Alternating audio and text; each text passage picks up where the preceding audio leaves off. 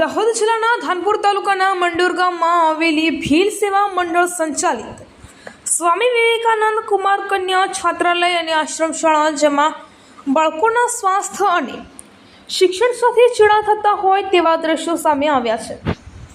ધાનપુર તાલુકાના મંડોર ગામમાં ભીલ સેવા મંડળ સંચાલિત સ્વામી વિવેકાનંદ કુમાર કન્યા છાત્રાલય અને આશ્રમ શાળા, જેમાં 1 થી 8 ધોરણ ચલાવવામાં આવે છે. જેમાં 1 થી 8 ધોરણ ભણાવવા માટે આચાર્ય સાથે 2 શિક્ષક કાયમી છે અને 2 પ્રવાસી શિક્ષક આપવામાં આવ્યા છે. જેમાં ક્લાસરૂમની સંખ્યા 5 છે, જે હાલ નવા બનાવવામાં આવ્યા છે. જેમાં 2 ધોરણના બાળકોને એક સાથે એક જ રૂમમાં ભણવા માટે બેસાડવામાં આવે છે.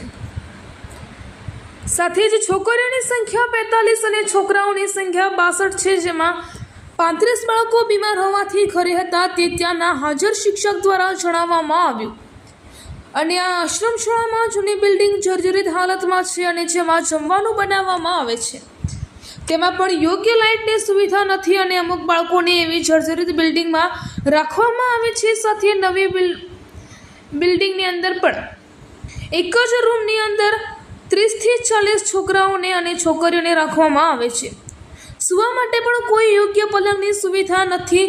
નીચે પથારી કરી સુવડાવવામાં આવે છે અને નવીન બનેલા શૌચાલયની લાદીઓ પણ તૂટી ગયેલી છે.